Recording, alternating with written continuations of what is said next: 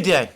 Today is Sunday, 8th March 2025, and somewhat unusually for our recent programs, I'm going to start by discussing the military situation on the Ukrainian battle lines because according to reports that are now appearing both in the Russian, Ukrainian, and by the way, the Western media, things over the last couple of days have taken a dramatic turn. Firstly, a couple of days ago, about 36 to 48 hours ago, the Russians began a new major missile strike across Ukraine. A strike involving missiles, drones, hypersonic missiles perhaps, certainly ballistic missiles, but both air-launched cruise missiles launched from Tupolev 95 bombers, that's to say KH-101 missiles, and Kalibr missiles launched from Russian Navy ships in the Black Sea. Now, according to the Ukrainians, something like 70 missiles were launched altogether, so this was a big strike, though not one of the biggest, but it was a big strike, and of course there's also been drones used as well. Now, the Russian Defense Ministry has given its usual rather bland account of this strike. It says the Russian armed forces launched a group strike by high-precision, long-range air, sea and ground-based weapons, as well as unmanned aerial vehicles of the gas and power infrastructure that supported the Ukrainian defense industry enterprises. The goal of the strike was achieved. All the targets were engaged. Just to make one quick point here, which is that notice that the Russians are now talking about the gas supply infrastructure. Previous Russian missile strikes, the ones that basically started in the autumn of 2022, targeted the electricity generation system. Now the Russians have expanded the range of targets that they're attacking to encompass the Ukrainian gas supply system as well. This is a consequence of President Zelensky's decision at the beginning of January of this year to end, or rather not to renew, the transit agreement between the Russian gas export monopoly, Gazprom, and the Ukrainian gas transit monopoly and gas supplier Naftogaz. So the Russians no longer supply gas to Ukraine, and as a result they now see the gas supply system as fair game, and they've begun to attack it. They began to attack it sporadically over the course of the winter, but now they're doing this more purposefully. Now, this missile strike should be understood as the start of Russia's missile campaign for the rest of the spring and summer of 2025. In 2022, 2023, the Russians conducted missile strikes against the Ukrainian energy system over the course of the winter, but starting from the spring of 2023, they were mostly focused on attacking. They have mostly focused in their attacks in what John Helmer has referred to as the electricity war. They've mostly conducted their attacks in the lighter weather, the more summery weather of spring and summer and early autumn. Now, I'm not sure why this is the case, but I would just say that the Russian Foreign Minister, Sergei Lavrov, apparently told the Americans when he met with them in Riyadh about 10 days ago that this was intentionally done to avoid hardship to Ukraine's civilian population. Many people will, of course, be deeply cynical about that explanation, but it is what it is. Anyway, there we are. That's the start of the Russian spring summer missile campaign, which is likely to continue until, my guess is, mid-autumn. That was what happened last year. It was what also happened, by the way, in 2023. I don't see why this year should be any different, always assuming, of course, that we don't get a cessation of hostilities in the meantime.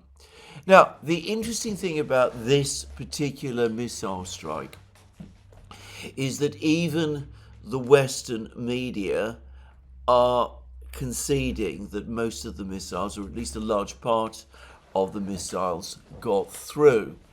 And this has been linked to the American decision to stop providing intelligence to Ukraine. And the point that's been made is that whenever the Russians have launched a missile strike against Ukraine in the past, the Ukrainians have been given advanced notice of it because the Americans, through their various intelligence systems, their surveillance aircraft, their drones, their very advanced drones, and of course their enormous system of satellites, and well, all the other enormous tools that the Americans possess to conduct surveillance on Russia. Anyway, the Americans have been able to give the Ukrainians several hours advance warning that a strike of that kind is coming, and they've been able to give the Ukrainians some idea of where the Russian heavy bombers are located. The Ukrainians are also informed in advance when the MiG-31s take off with their Kinjal hypersonic missiles. And, well, that has given Ukraine's air defense at least some ability to prepare for the Russian attacks, which the Ukrainians have put to use earlier in the war.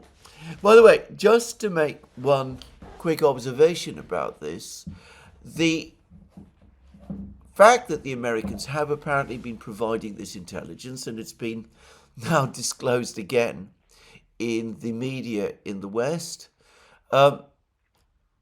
brings home the fact of what a strange war, in some respects, this particular war has been.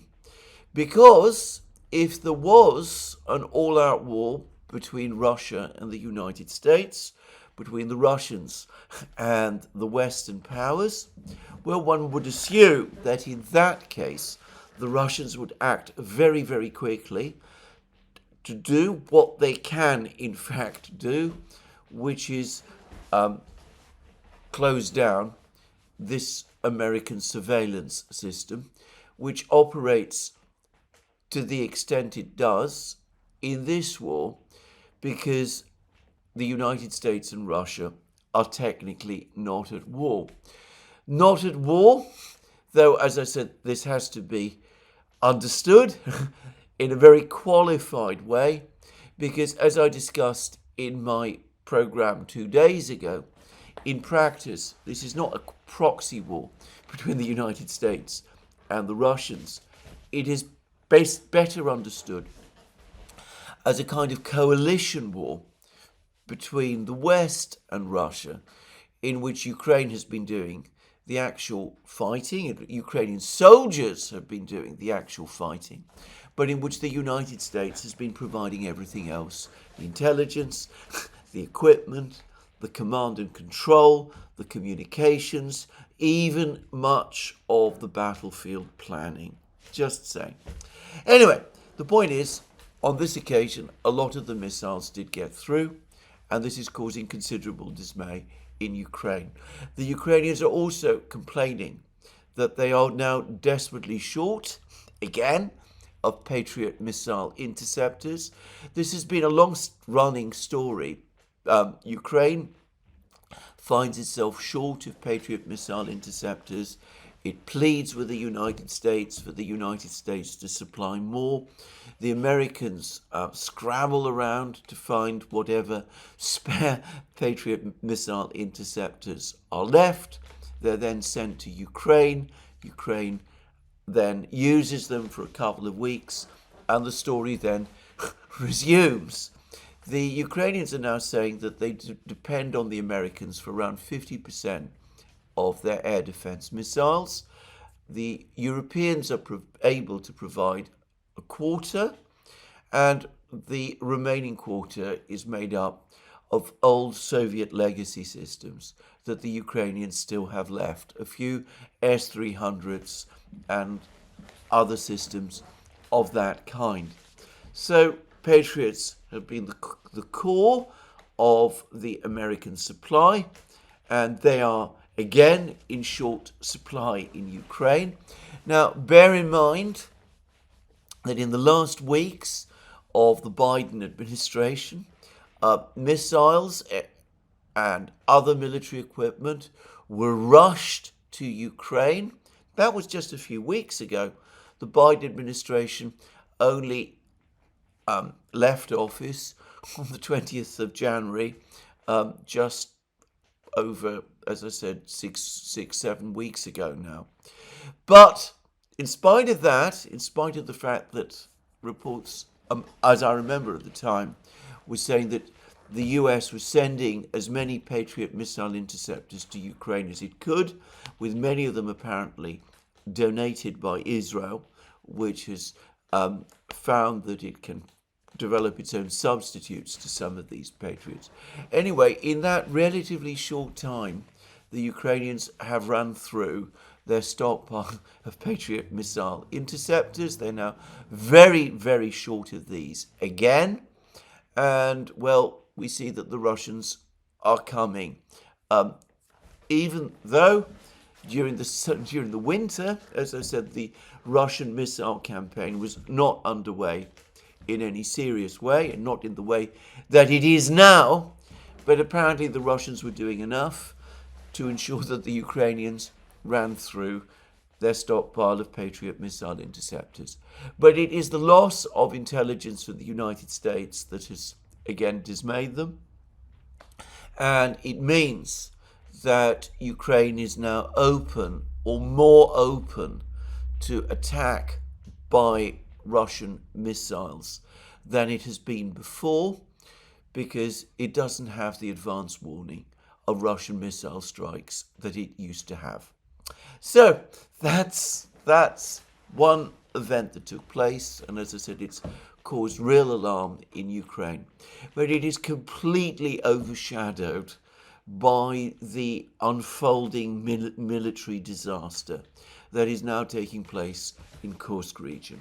Now, if we just recapitulate the story of Kursk region, the Ukrainians, Zelensky, Syrsky, and almost certainly Budanov, launched this all-out offensive into Kursk region back in August. I remember the euphoria in the Western media at the time, even though one did see squirreled in various protestations from various Western governments that they'd not been given advance warning of the fact, and that they didn't really understand what it was that the Ukrainians were supposed to be doing.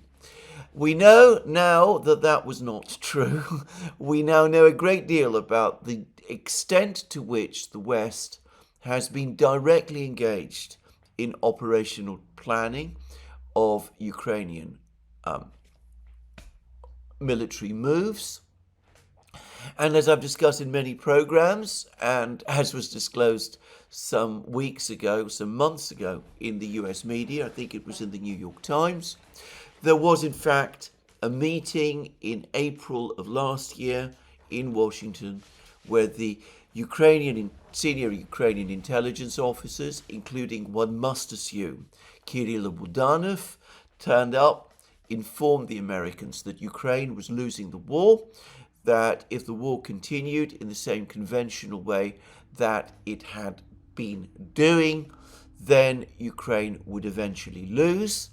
And a decision was made then, that is to say in April 2024, that some kind of asymmetric approach needed to be taken in order to prevent this Ukrainian defeat.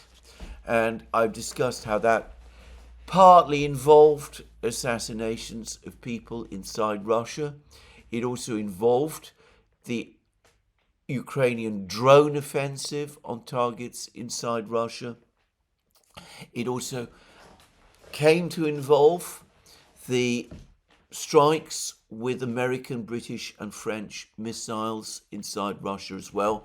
The ATACMS, the Storm Shadows, and the Scalps, though those didn't begin in earnest until November.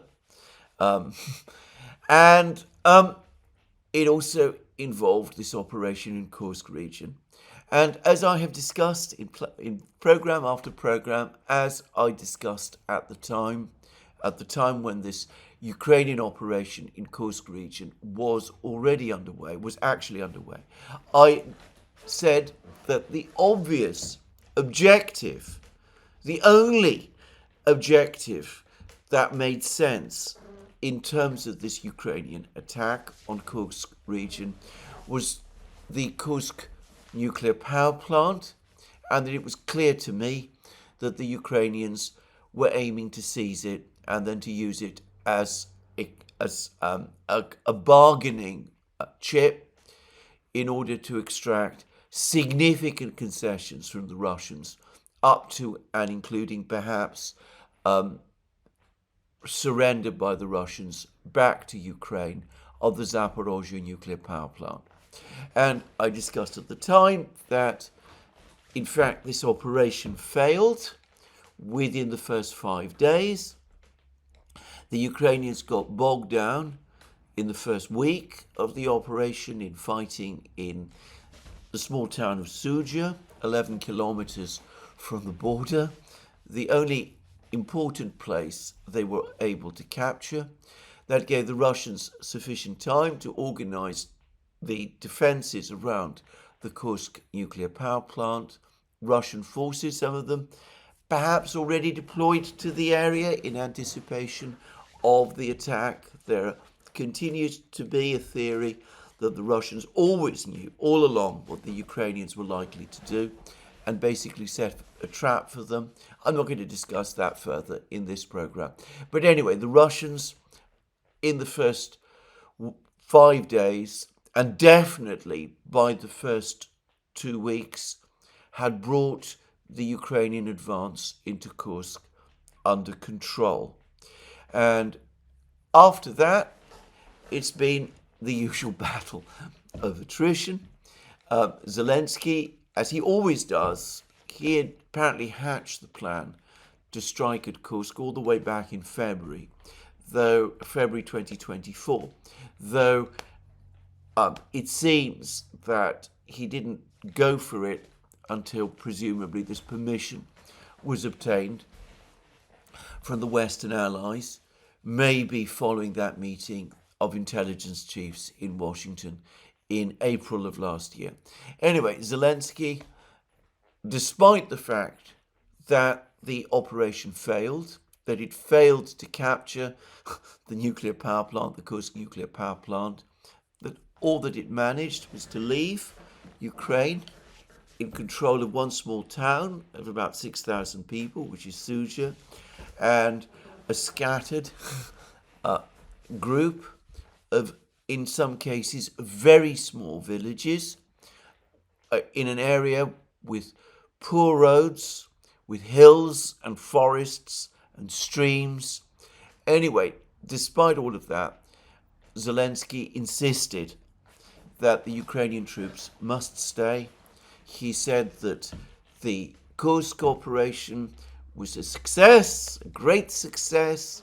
It had supposedly diverted Russian troops from other places where they were on the offensive, though nobody could say quite where those other places were. And in fact, the Russian advance at that time in Donbass actually accelerated.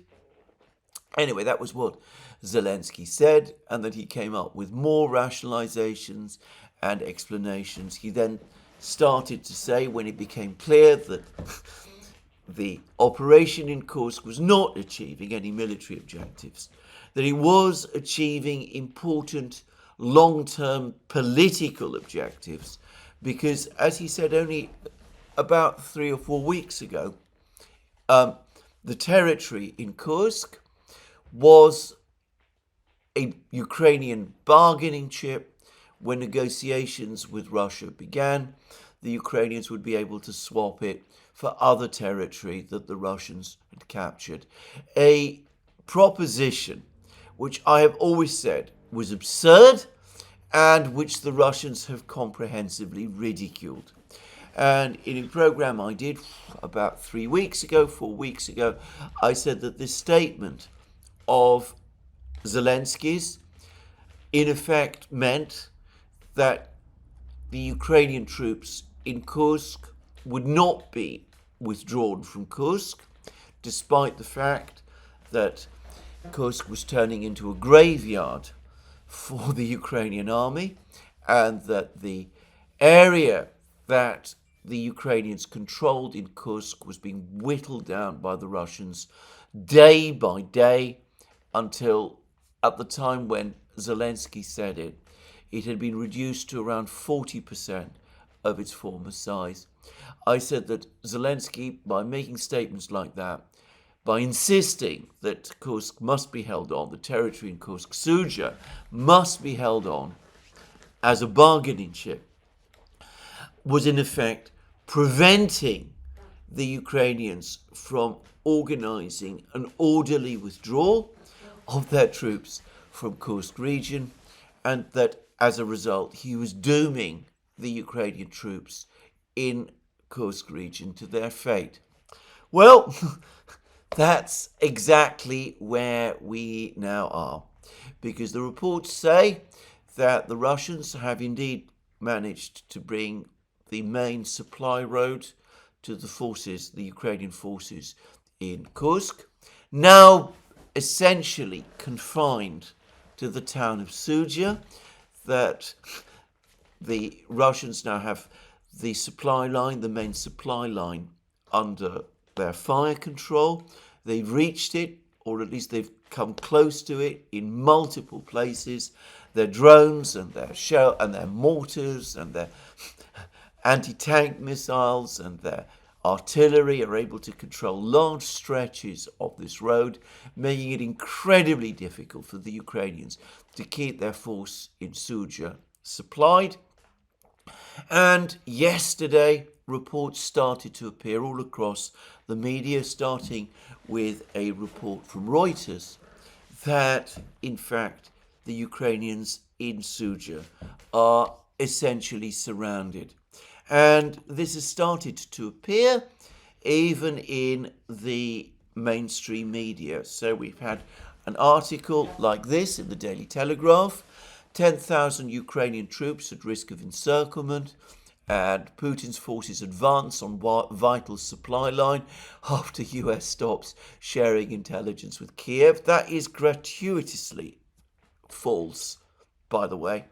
The Russians reached the supply line, or at least established fire control over the supply line, before Donald Trump, before the Americans switched off the intelligence. The one event has no connection at all with the other. Just saying. But anyway, the Daily Telegraph then goes on to say 10,000 Ukrainian troops are at risk of encirclement after Russia broke through the front lines and advanced on a key supply line from 2 directions. As I said, if you've been listening to programs on this channel, you would have known that this actually started to happen about 2 weeks ago. Vladimir Putin's forces advanced in Sudzha, 11 kilometers inside Russia, crossing the border into Ukraine's Sumy Oblast from the north on Friday. In fact, again, just to say, Putin confirmed that the Russians had crossed into Sumy region several days before Friday. Again, the Daily Telegraph is not getting its information from Russian sources. It gets its information exclusively from Ukrainian sources, as does Reuters and all of the others. And the result is that they are either badly misinformed, or they are several days or sometimes weeks behind the event. And then we're then told that it is believed that a significant number of North Korean troops were used in the offensive to cut the Ukrainian soldiers off with the help of drone warfare to disrupt Kiev's supply chains and logistics. The claim about the significant number of North Korean soldiers comes, of course, from DS, the Ukrainian mapping project, once one of the most reliable sources of information about the state of the battlefronts, but closed down briefly by the Ukrainians some months ago. It went offline, and it's clear that since then it's been brought under tighter control by the Ukrainian authorities, and it now spreads this kind of information. Anyway, the article then says that a junior sergeant communicating with the Daily Telegraph via a sporadic phone connection said Ukraine was considering withdrawing from Kursk to avoid further losses. We want to avoid losses. The fear of encirclement is real. Well, that was yesterday. There's been more reports today, and there's a report from Russian sources which say that the ring around the Ukrainian troops in Kursk region, around Suja, has tightened further. And, well, we've had some confirmation of this from the Russian Defense Ministry.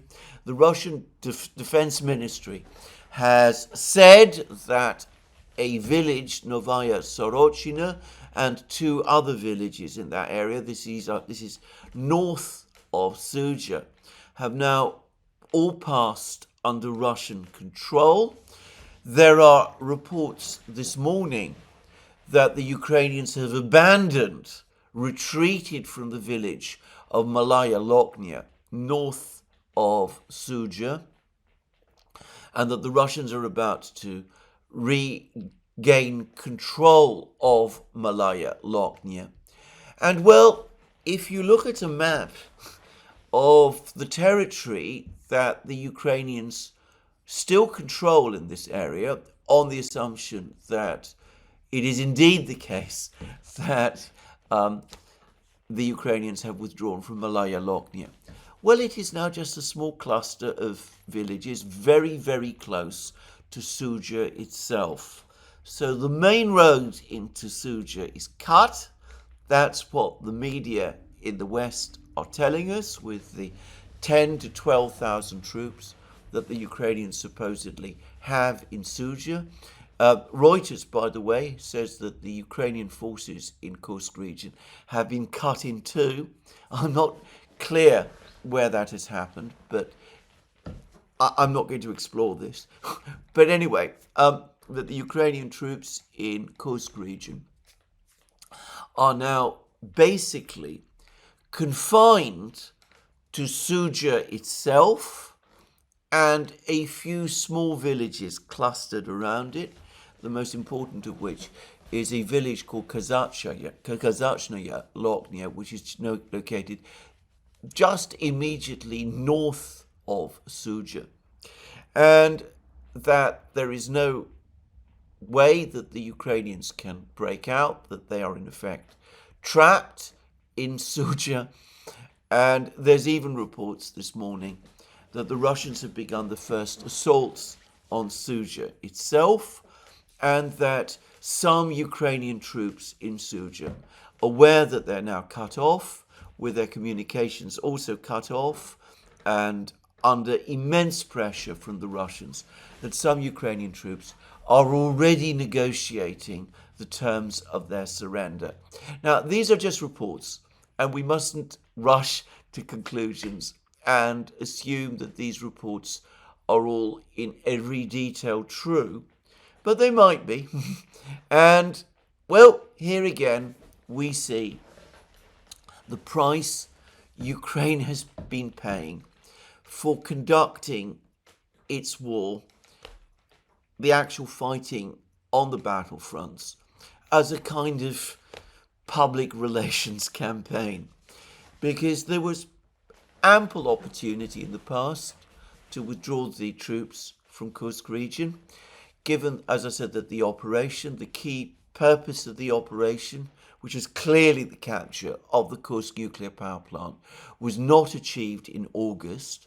There was no point in keeping the Ukrainian troops longer in Kursk region. They could have been withdrawn then, and the entire force would have been preserved, but a lot could have been said about how a successful raid had been carried out into Russia and how the Russians had been shaken and distracted by it. But of course it wasn't done. And then there were plenty of opportunities to withdraw the Ukrainian troops later, but that wasn't done either. And just a few weeks ago, Zelensky was still talking about swapping Suja for territory inside Ukraine, which the Russians had captured. And, well, exactly as I said, that has now apparently left the Ukrainian troops in Suja mostly surrounded and in an extremely perilous position. Now, I have to say there are reports which are not fully consistent with each other. The Russians are putting the actual number of Ukrainian troops in Suja at between 6,000 and 8,000, which is less than that figure of 10,000 I quoted from the Daily Telegraph, or the figure of 12,000, which earlier appeared, from my memory, in Reuters. So it may be that the number of Ukrainian troops in the bag is smaller than some of the Western media reports say. Unusual for the Russians, by the way, to give a more moderate account of a Ukrainian defeat or a crisis for the Ukrainians than the Western powers do. Who knows? But anyway, some Ukrainian troops do seem to be in the bag. I do strongly suspect that the reports that the Ukrainians have been driven out of Malaya Loknia are true. And as I said, that the ring around Suja has closed. But I think that the report that the Russians are actually attacking Suja itself, or are about to do so, may be premature.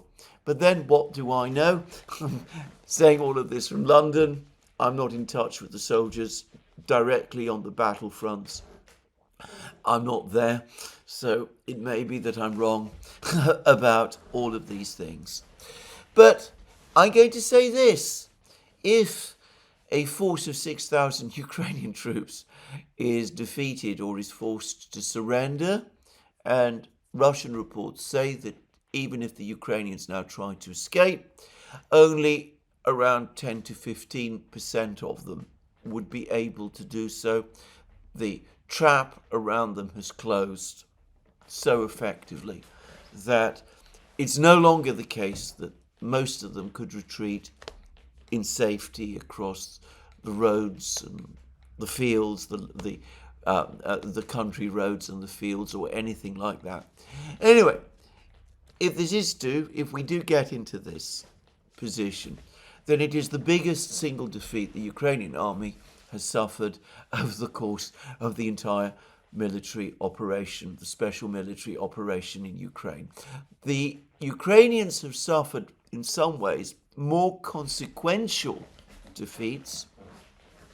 The loss of Avdiivka, the loss of Selidovo, the loss of Ugledar, all of these places.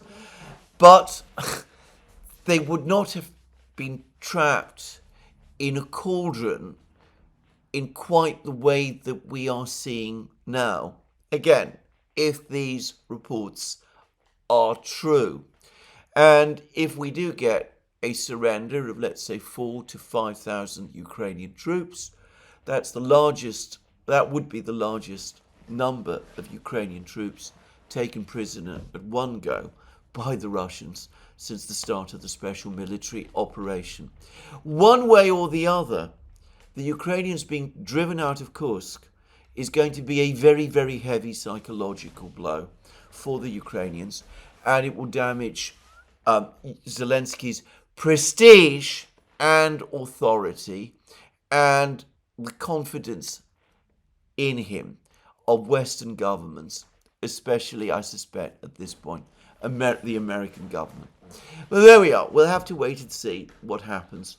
Elsewhere on the battlefronts, there was more reports yesterday of the Russians getting much closer now to finally wrapping up the battle in Chasiv Yar, and the Russians continued their advance west of Velikaya Novoselka and Selidovo as they gradually push towards the Dnieper.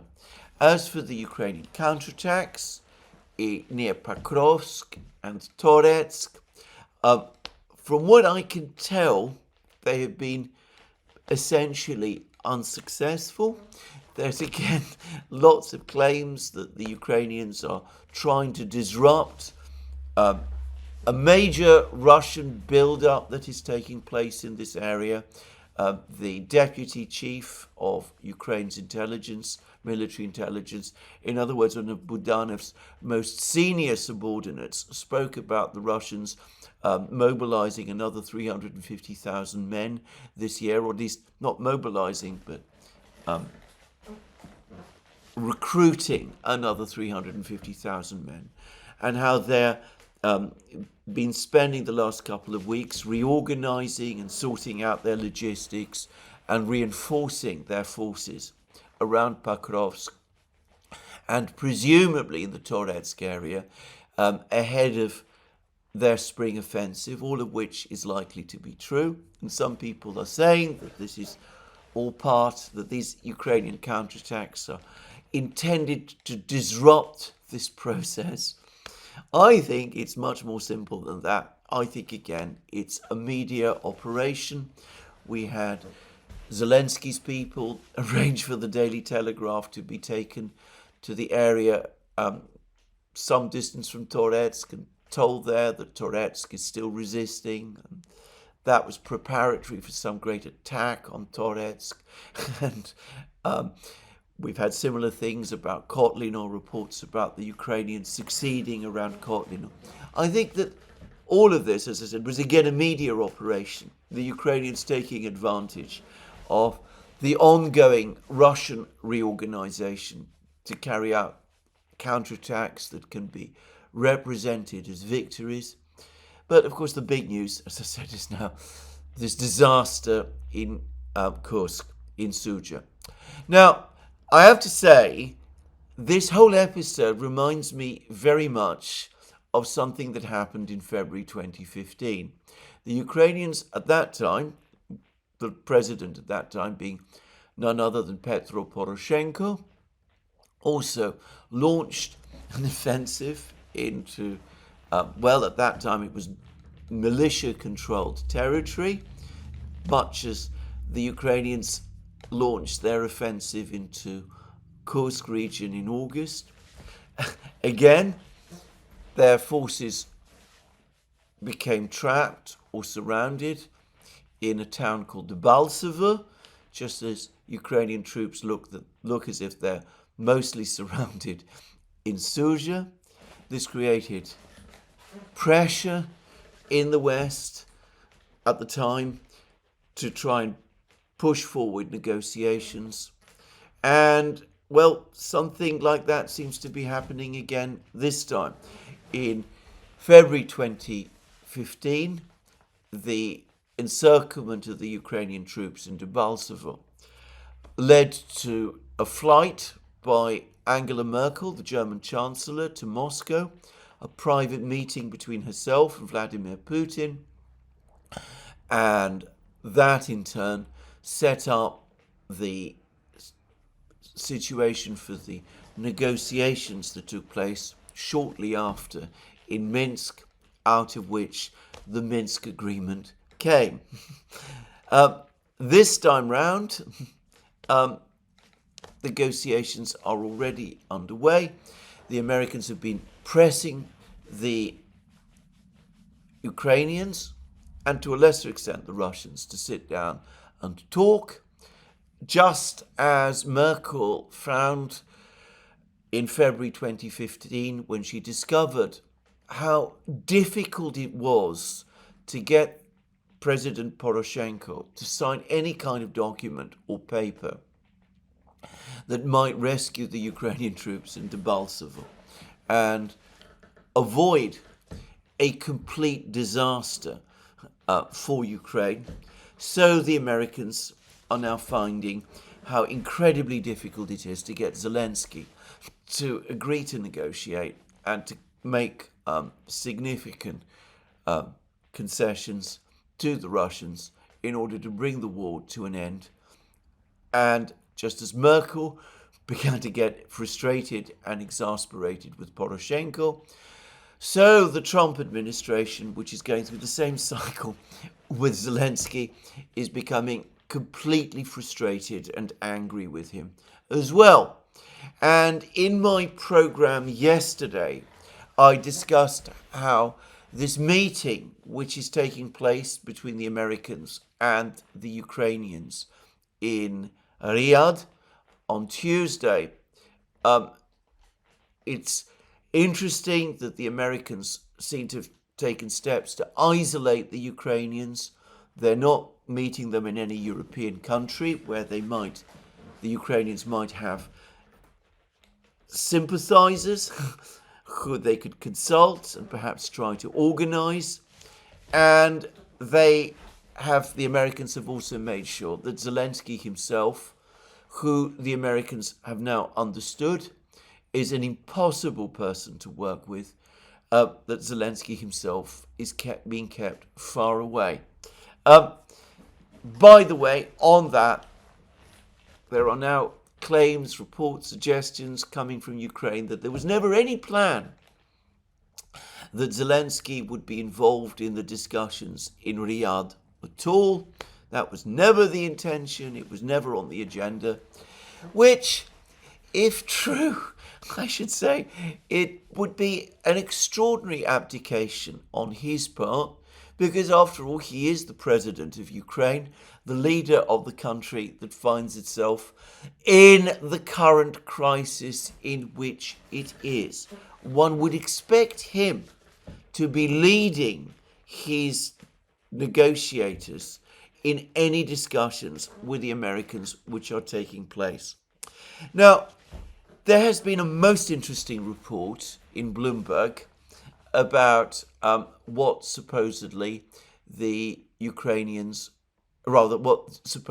Russians said to the Americans in Riyadh.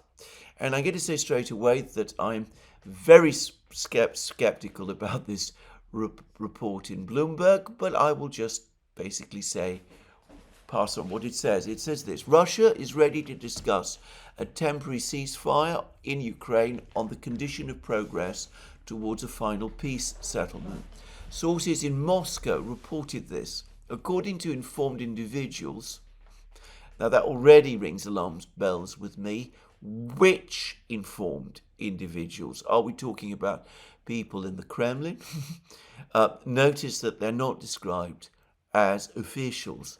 According to informed individuals, this proposal was conveyed during negotiations in Saudi Arabia last month between senior Russian and American officials. This is the first signal of a positive response from President Putin to the call from his American counterpart Donald Trump for a ceasefire. For the agreement to cease hostilities, a clear understanding of the framework principles of a final peace agreement is necessary, said two individuals familiar with the situation. Two individuals? Which individuals? As I said, they're obviously not officials. Russia will insist on establishing the parameters of a possible peacekeeping mission, including the agreement on participating countries. Another informed source. Also, obviously not an official. And we're then told that the idea of peacekeeping troops from NATO countries continues to be categorically ruled out. Now, I'm going to say straight away that I don't believe a word of this report, not in the way that it is set out here. First of all, we now have a fair amount of information about what the Americans and the Russians discussed in Riyadh. And it looks as if the discussions in Riyadh did not explore the contours of a settlement process between Russia and Ukraine. Instead, they focused on such things as reopening the embassies, the Russian embassy in Washington, and the American embassy in Moscow. The Russians have already said that there was no detailed discussion about peace in Ukraine, and that seems to exclude the Russians coming up with any kind of proposal as apparently worked out as this one. And beyond that, I remember that the point about the Riyadh talks was that the Russians said that they would wait for the Americans to appoint a representative to represent their position on negotiations over Ukraine, and that they would wait to see who this person was, and when this person was appointed, they would appoint someone at an analogous level to represent Russia in any talks between the United States and Russia on the ongoing Ukraine conflict. Always with the understanding, however, that the substantive negotiations would be between Russia and Ukraine. So that was my understanding of the Riyadh talks. So I don't believe that these unknown, mysterious, informed individuals who could be perhaps prominent business people, just saying, it doesn't seem as if they are actual Russian officials, just saying. Or they might be people from the media, who knows. Moscow, like every big city, is full of people who pretend to be well informed about things, who tell everybody that, they're parties to secret information which they can give to the West, to news media, a media agency like Bloomberg. And I wonder whether a little bit something like that has been underway. But having said that, though I don't believe the story, I don't think that this was what the Russians came up with in Riyadh. As I said, I get no sense from things that Lavrov and Ushakov, the two major Russian negotiators in Riyadh, I get no sense from them that the Russians put forward any kind of proposal that, as I said, has worked out as this. It's not impossible that this article in Bloomberg does, to some extent at least, reflect Russian thinking, because it is not so completely at variance with things that the Russians themselves have said in public. Now, the Russians have repeatedly said they will not agree to a ceasefire. A temporary ceasefire, any idea of that kind, is completely ruled out. But Putin did say, when he addressed the Russian Foreign Ministry back in June, that the Russians would cease fire if the Ukrainians began a withdrawal from the four regions, from Zaporozhye, Kherson region, Donetsk. The Ukrainians barely control any territory any longer in Lugansk itself, now that the village of Belogorovka has passed entirely under Russian control. So Putin did say that in June, and he did open up the possibility that in that case there might be a ceasefire, and he did also say back in June, as I said, of last year, that a peace settlement could then be found provided it was based on what had previously agreed between Ukraine and Russia in Istanbul in April 2022. And of course, the provisions are well known. They are demilitarization, denuclearization, denazification, radical steps which would in effect amount to a fundamental change of regime in Kiev. At least they would now. Maybe in April 2022, they would not have been that far-ranging, but that's what they would amount to today. Now, Steve Witkoff, Trump's representative, who is not, so far as I know, been formally appointed to represent the United States in talks over Ukraine, but who appears to be assuming that role and may perhaps be appointed to it eventually. Anyway, Witkoff is apparently going to be leading the discussions with the Ukrainians on Tuesday. And he's talked about the United States working towards some kind of framework agreement backed by some sort of 6 months ceasefire. Now, I wonder whether we aren't seeing some kind of convergence here of American and Russian positions. Witkoff has said in the past that the Istanbul agreements must be the underlying basis of the negotiations, given that they came so close, they brought Ukraine and Russia so close previously to an agreement to end the war. And Kellogg, who is Trump's other envoy on Ukrainian matters, though his job appears to be to speak to the Europeans mostly, not even to the Ukrainians much anymore.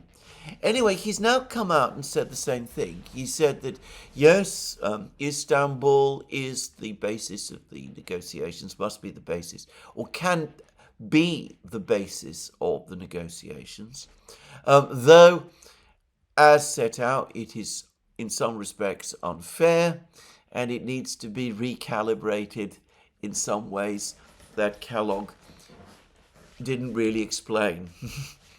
So I wonder whether something is being worked on that could be a little like this.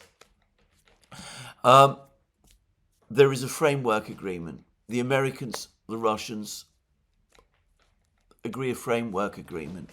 The framework agreement is that Ukraine is not going to join NATO, that the Russian language is to be re-established across Ukraine, the Russian Orthodox Church is to be re-established across the whole of Ukraine, that these processes of denazification that the Russians are talking about should take place. I cannot imagine, by the way, that the Trump administration would hold out against that. Why would they? And that there should be a ceasefire in order to try to bring all of these various provisions into effect. In other words, a ceasefire to make Istanbul plus happen. And that the purpose of the ceasefire would be, firstly, to get the Ukrainians out of the 4 regions, and secondly, to begin the entire process of ironing out the remaining further details in Istanbul Plus, and above all, to prepare for negotiations in Ukraine, where I get the sense the Americans and the Russians are looking at different candidates. The Americans are thinking of Yulia Tymoshenko. The Russians are thinking of Viktor Medvedchuk. Just say. Anyway, I wonder whether there aren't some sort of I suspect, very, very tentative discussions along something like those sort of lines. Now, I don't think the Russians have agreed to this, and it may be that they won't. I mean, they are now so skeptical that I think that it would probably be more than just a framework agreement that they would be looking for. They would be looking for something more concrete than that. They would be looking, I suspect, for some American, public, formal American commitment to see this thing done. The article in Bloomberg is floating the possibility of peacekeeping troops being sent to Ukraine from China and other neutral states. Could it be that the Russians, who've up to now been opposed to any idea of sending peacekeeping troops to Ukraine, they're now saying, or maybe the idea is, and maybe this is going too far to say that the Russians are proposing it, maybe it could be that the Russians are telling the Americans, or that there's been some discussion between the Russians and the Americans to the effect that the Europeans obviously cannot be present in any shape or form in Ukraine, that the United States must cease all intelligence and military supplies to Ukraine, and that troops from countries friendly to Russia should be deployed in all of the remaining territories of Ukraine still outside Russian control, beyond the 4 regions, in places like Kiev, Kharkiv, Odessa, all those sort of places, basically to ensure that all of the various provisions of Istanbul Plus are indeed properly carried out, and that the elections take place, when they do take place, on a fair and even footing, and that the processes of denazification and demilitarization and that sort of thing are enacted properly. And could it be, just saying, that it was these ideas that Sergei Shoigu came to discuss with the Chinese leadership, with Wang Yi and Xi Jinping, when he visited Beijing a few days ago? Just saying. The Russians have also, by the way, met with the so-called Friends of Peace group, China, Brazil and South Africa, in the last couple of days. It could be again that if we're looking about deploying forces from these countries, note all of them friends of Russia, all of them members of the BRICS states, as Russia is itself, well, then, as I said, one can imagine that such a deployment could take place. Perhaps, as I said, its purpose would be not to police the ceasefire exactly, but to police Ukraine so as to ensure that all of these provisions were actually put into effect. At which point, we are no longer looking at a ceasefire anymore, exactly.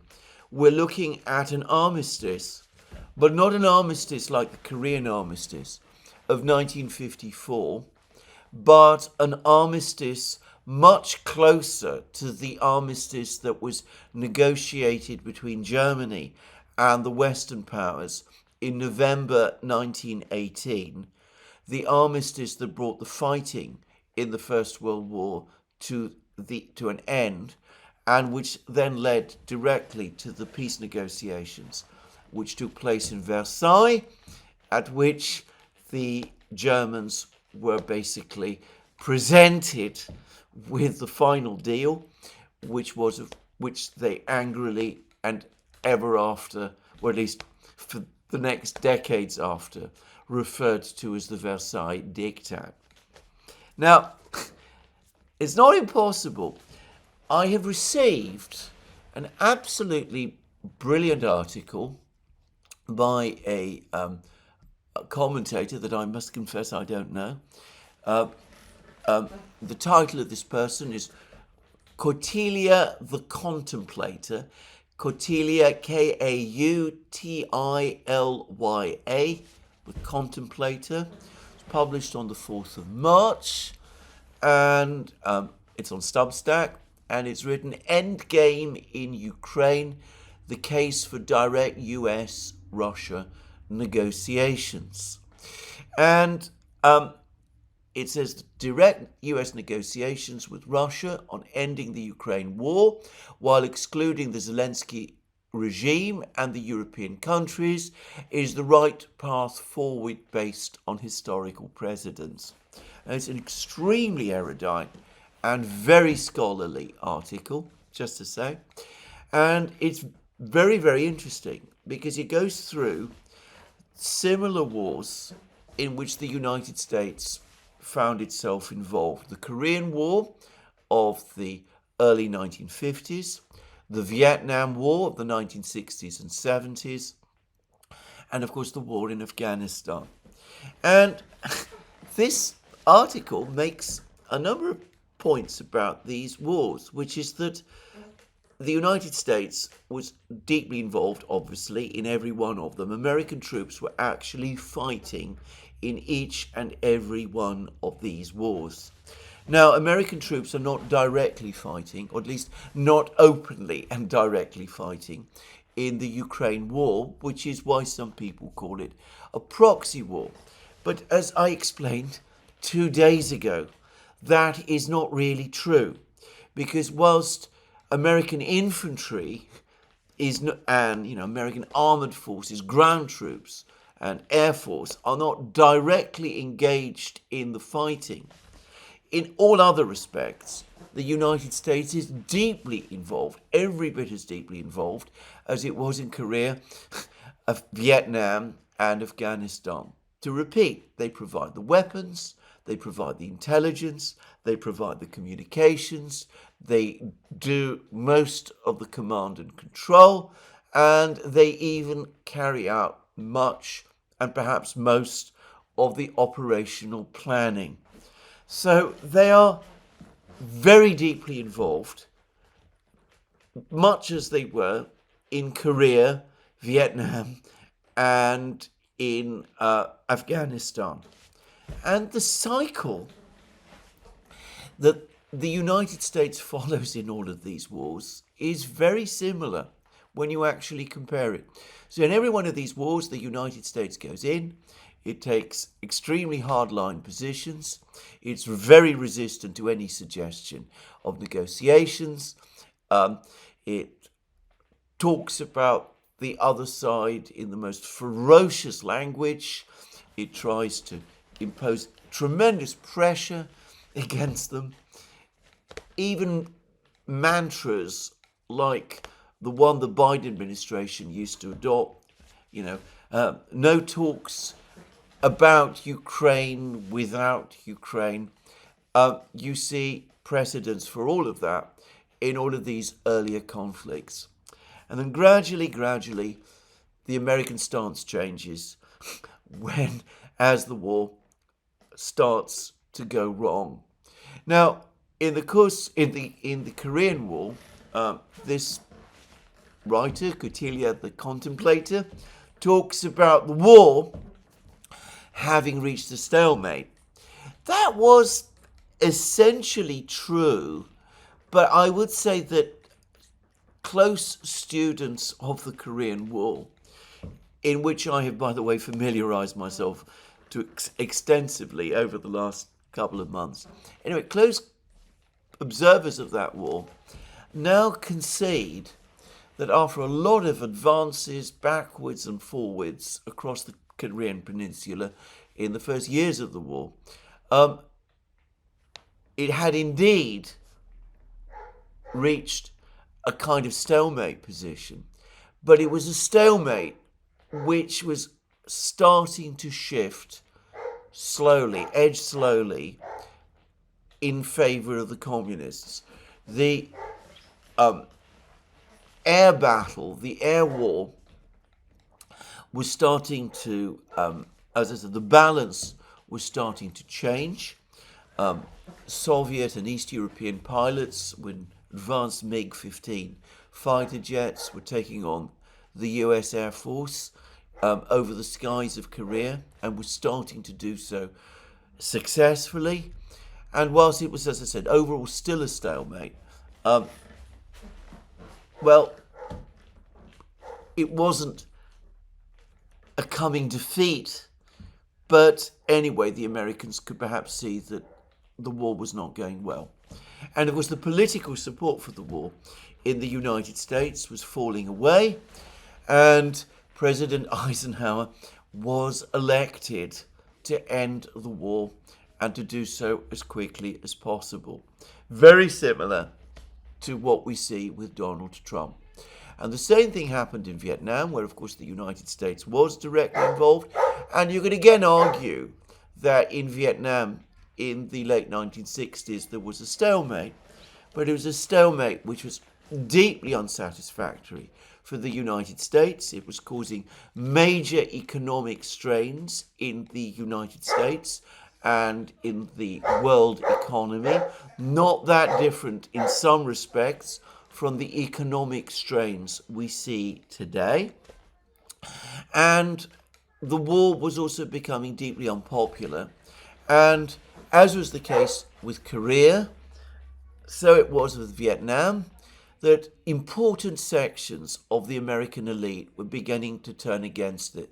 They were starting to worry that the United States was getting bogged down in Vietnam, that the Soviet Union was capitalizing on the fact and was making progress in overtaking the United States in strategic weapons.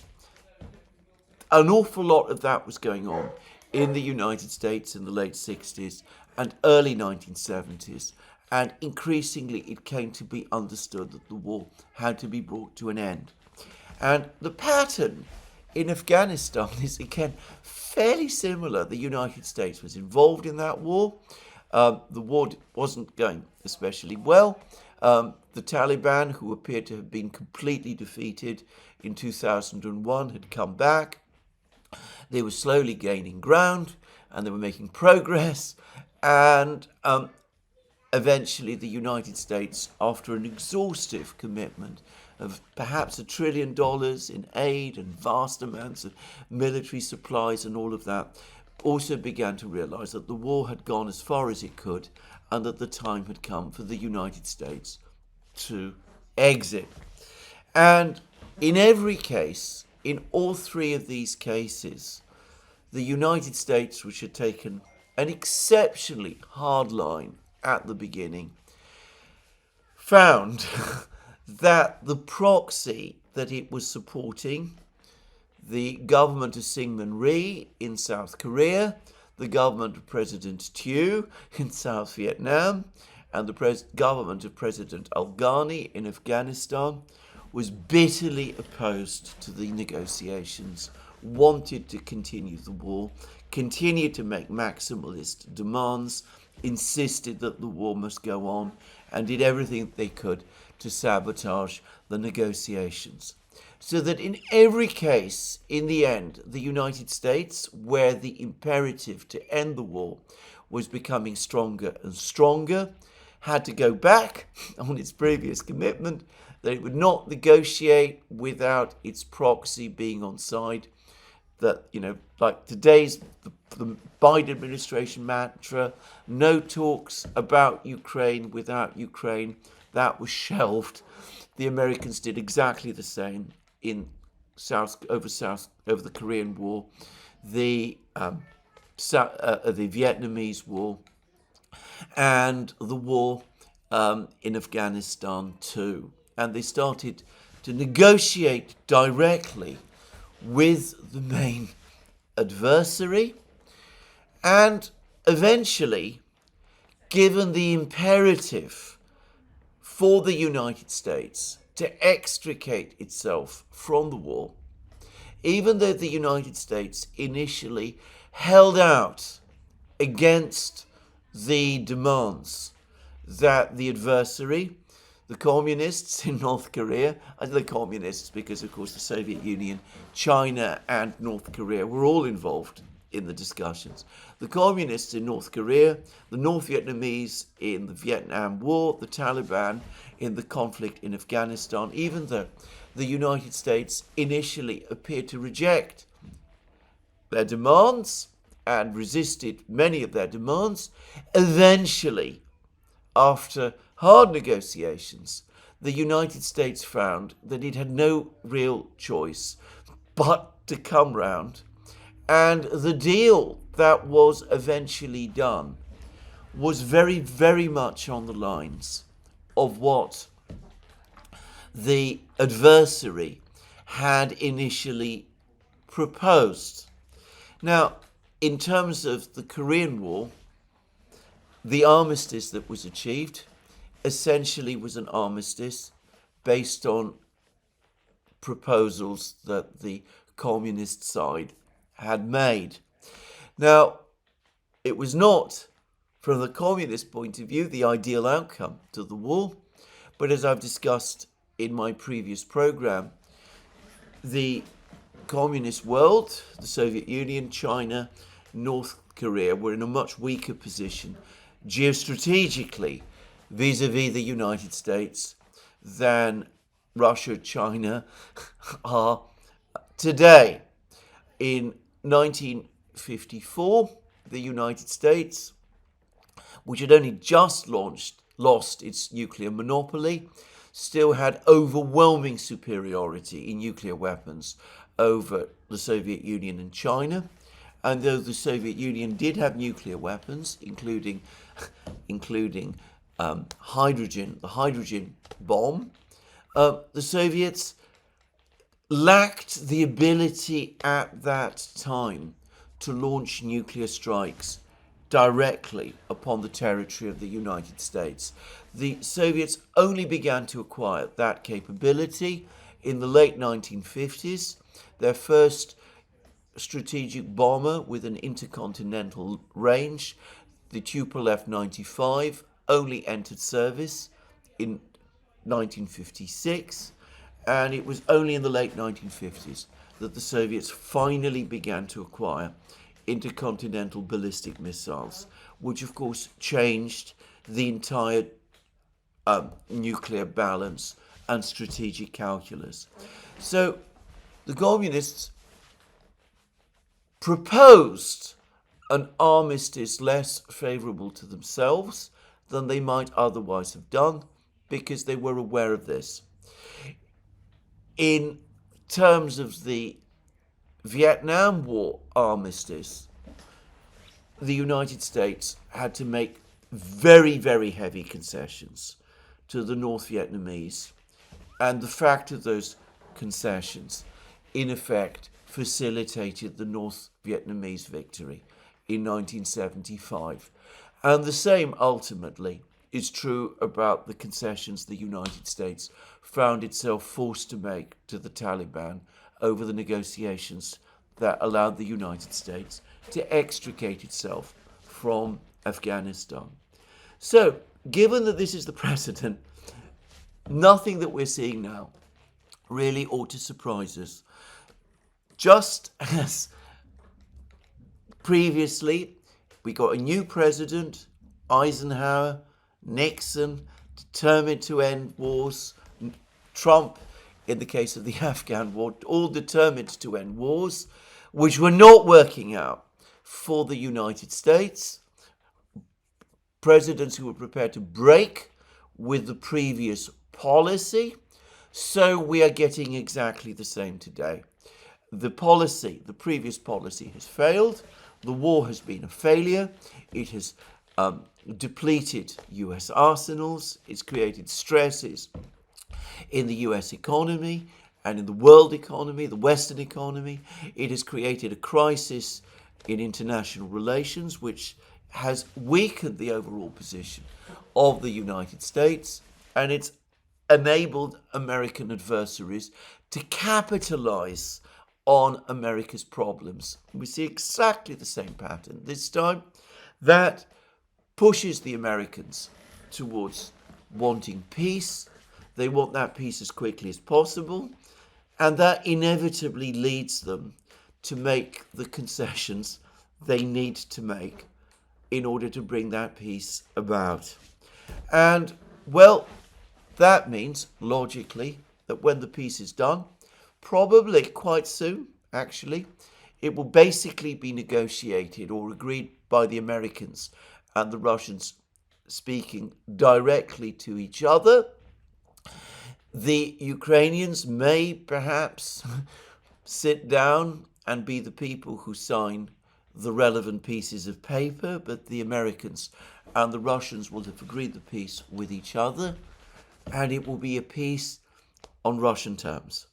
And maybe, as I said, it will incorporate some of these ideas in the Bloomberg article, flooding Ukraine with troops from countries friendly to Russia, getting the Ukrainians out of the 4 regions, doing all of those sort of things, arranging negotiations in Kiev, which will, of course, leverage Zelensky himself out of power. And already there are growing rumours that some kind of media campaign against Zelensky is in preparation. That all kinds of revelations are going to start to appear about the various assets and things like that he and his entourage have salted away. These stories may be true. They probably are true, actually. In fact, I'm sure they are.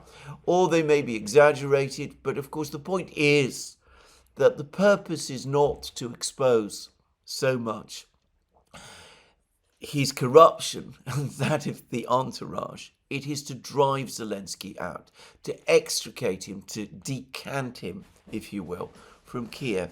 So all of that happening with elections which bring to power a new government in Kiev, either led by Tymoshenko, which is what the Americans want, or led by BITCHUTE, which is what the Russians prefer, but a government that will sign a long-term peace agreement with Russia on Russian terms, and which will close the chapter on the Maidan episode entirely.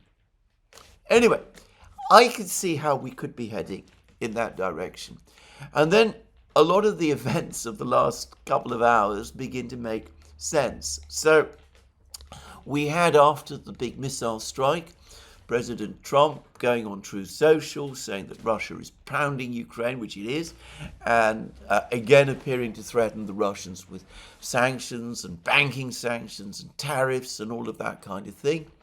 But then a few hours later, Trump undercut all of that by saying that he understood completely why the Russians were pounding Ukraine in the way that they were, and that, in fact, the Americans have found the Russians much more easy to work with on the Ukraine issue than they have found the Ukrainians themselves. And that is obviously true. And again, it's fully consistent with what we've seen happen in the previous wars. The proxies dig in and try to sabotage the course to peace. The comments the Americans have made, the Eisenhower people made about Syngman Rhee in the early 50s, privately at least with each other, the comments they made, Nixon and his people made about President Tew in the 70s, are barely different from those that the Trump people are making about Zelensky.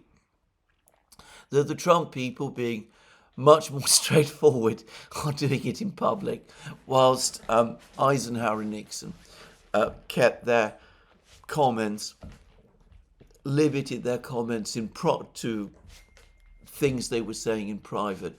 Anyway, one can see the same patterns. The proxies making trouble, Zelensky making trouble, the Americans determined to achieve peace, talking to the Russians, and for all I know, and this is where the Bloomberg article becomes interesting. These informed sources in Moscow who are giving out all of this information are not Russians at all. They're not identified as Russians. The Bloomberg article doesn't say that they're Russians. They said they're simply people who are informed about this matter. They could be diplomats in Moscow, either from the United States itself, which I would have thought unlikely, or from countries that are friendly to the United States and who are being briefed by the Americans about some of these ideas, which perhaps the Americans are floating past the Russians. Anyway, it's all very interesting and very complicated, but that then brings me back to this meeting on Tuesday, because without Zelensky and without the Europeans hanging around, to me, this meeting looks like another American shakedown. The Americans are bringing the Ukrainians to Riyadh, and they're going to read them the Riot Act, what we called in England the Riot Act. In other words, they're going to tell the Ukrainians, look, the United States wants peace. It's not going to take no for an answer. We've shown to you the power that we have. We're able to cut off your intelligence. We're able to stop your arms supplies. Without us, you are nowhere. And yes, you might scuttle off and talk to your European friends. But where is that getting you? As Trump pointed out, the Europeans talk a big game about sending peacekeepers to Ukraine, but they still come out and admit that they need the Americans to provide the backstop in order to pull that one off. And the Europeans are talking now about turning Ukraine into a steel porcupine and all of that. Disastrous comments by Ursula von der Leyen, by the way. But look at it. Ultimately, in the end, it all amounts to nothing. They've actually come up with nothing substantive that they can give to Ukraine, in contrast to what the Americans are already giving. The German Defense Ministry has effectively admitting that it's out of weapons. These fantastic plans by the European Commission to spend 800 billion euros on rearmament, which is not money, by the way, the European Union has. It's money that the Europeans are supposed to cobble up from their own resources. Anyway, this plan, Friedrich Merz's plan for Germany to press forward with unlimited rearmament, if it's ever going to work, it's going to take decades to translate into action. There's an enormous laudatory article about it in the Financial Times. But even there are admissions squirreled in from an officer of the Bundeswehr saying that this isn't going to change anything, not for a long, long time, because the problems are so deep and so structural. And, well, the article, like every single European commentary about this project, fails to look at the industrial and technological side of the picture as well, just saying. But anyway, whatever, even if these European plans come true, the Europeans themselves are talking about a 4 to 5 year timescale before they can help Ukraine. And by the way, to say this clearly, that could only take the form of providing more weapons. It would take many, many more decades before the Europeans, either individually or collectively, could match US intelligence gathering capabilities, if they are ever going to be able to do that, which I strongly doubt. And, well, Ukraine doesn't have 4 or 5 years or 10 years or 20 years or however long it will take before the Europeans perhaps can get their act together. So the Americans are going to tell the Ukrainians, look, it's ultimately, in the end, up to you. Trump has said this again, by the way. Either you work with us to achieve peace, to bring this war to an end, even if that means basically accepting Russian terms, or you are on your own. Your European friends cannot help you if you insist on pressing on and fighting the war. Then ultimately you will be left without our help, and you will go down to a total defeat. That's what the Americans are going to say. And as I said, I suspect that they will be doing what the Americans always do. They will probably, maybe not at the meeting in Riyadh, but through other sources, through more informal sources, they will be engaging, as I said, in even stronger warnings about revealing some of the dark secrets that many members of the Ukrainian elite all have. Now, what will come out of Riyadh remains to be seen. I think the Russians will play a very cool game if the Americans come and simply support a ceasefire without any kind of conditions. The Russians will say politely no, and they'll remind the Americans that they've been saying no consistently and that they absolutely oppose deployment of European forces in Ukraine. Lavrov, by the way, has talked about this. He gave an interview just the other day. It was a press conference, in fact, in which he was asked the question, Europe is discussing the idea of deploying peacekeepers to Ukraine. Does Moscow still oppose this, or there is room for compromise? And Lavrov said, we see no room for compromise. This discussion is being conducted with, frankly, hostile intentions. They do not conceal their underlying objectives.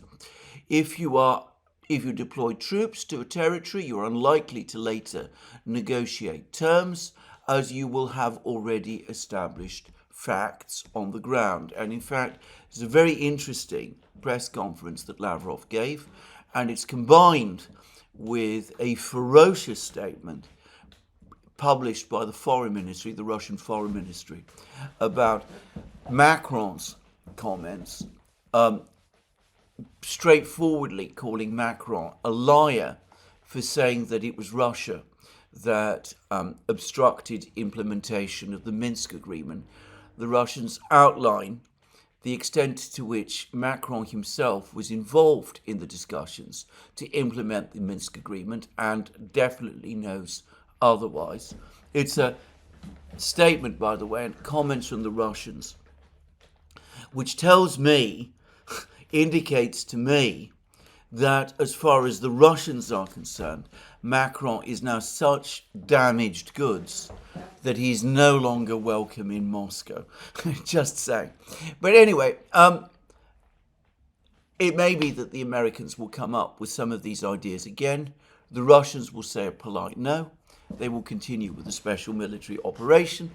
If the Americans switch on the intelligence again and start resupplying weapons, well, it will slow things down a little, but the Russians will continue to hammer away at Ukraine, as they have been doing very successfully over the last few years.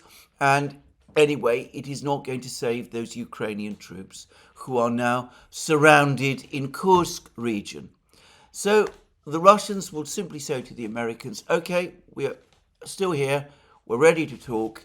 When you're ready to talk, we'll wait for you to eventually come round to our point of view. And the Russians know that the Americans will. They know that they will because the Americans ultimately have no alternative. They've signaled to the Russians they want the war to end. There are compelling reasons why they would want the war to end. And historical precedent shows that the United States doesn't cling on and continue a war that has become a lost cause. So we'll see what comes out of Riyadh. Perhaps, as I said, the Ukrainians will start to shift ground, though given how stubborn they are, I wouldn't count on it. Just saying. In the meantime, the hysteria, the tantrum in Europe continues. I read a journalist in The Guardian, Polly Toynbee, who straightforwardly and without any explanation or comment referred to Donald Trump as a Russian asset, a hooligan Russian asset, by the way. An observation that could never have passed once upon a time through the editors of The Guardian. I read that there was a bizarre article a week ago in the Financial Times about a complex plot between the Americans and the Russians to restart Nord Stream 2 and get Nord Stream back online with the Americans and the Russians working together. Lots of people took that article as true, by the way, ignoring the fact that the German businessman at the center of the whole article, the person who was supposed to be involved in all of those discussions, Matthias Warnig, categorically denied the whole article, as did Peskov, Putin's spokesman, when he was asked about it. But anyway, the Financial Times ignored their denial. So did everyone else. Many people, as I said, assume this article must be true. It's even led to extraordinary comments floating around in Germany saying that the German government is looking to find ways to prevent Nord Stream 2 from ever being reactivated, which just goes to show how complete the flight from reality, the descent into insanity has gone. There's apparently an article, I read reports about this, though I actually haven't found it, also in the Financial Times, which says that the Financial Times, one of their journalists, Mr. Cooper, has been told by an East European politician that the East European states are now so worried about the situation that they're planning a preemptive military strike against Russia to achieve what exactly? Their own destruction, World War III, presumably an American-Russian war at precisely the time when the Americans are showing no interest in it. But anyway, in Britain today, the media is dominated with the story about a number of Bulgarians who've been arrested, charged and convicted of spying for Russia. I'm not going to get into the details of the story or whether it is true or not, because I truly don't know. But it is now, I think, a confirmed fact that Britain was recruiting intelligence assets inside Russia during the 1990s when relations between Russia and Britain were good. So is it a surprise that the Russians are trying to recruit or to create intelligence assets in Britain at a time when relations between Russia and Britain are very bad? Anyway, we're getting all of this hysteria, all of these tantrums. But the realities remain the same. The Russians are continuing to win the war.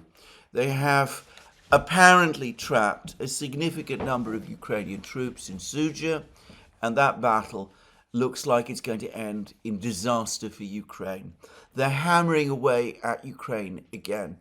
The Americans and the Russians continue their dialogue, which Trump says is better than the one that America has with Ukraine. And the Americans are going to give the Ukrainians the shakedown in Riyadh. These are the real events that are actually taking place. All of the theatre of the absurd that is playing out in Europe, all it is doing is exposing the complete weakness, frivolity, incompetence, insanity in some cases, to which the European political class has descended as it begins to grasp the reality of its own powerlessness. Well, that's it. That's my program for today. Tomorrow, I propose to say a little more about the Russian reaction to Macron's speech. I think the Russian reaction is in some ways more consequential and interesting than Macron's speech itself. And of course, the descent in Syria has accelerated with heavy fighting now in Latakia, which I will also probably touch on in my next program. That's me for today. More from me soon. Let me remind you, once again, you can find our programs on our various platforms, Locals, Rumble, X. You can support our work via Patreon and subscribe Stan by going to our shop.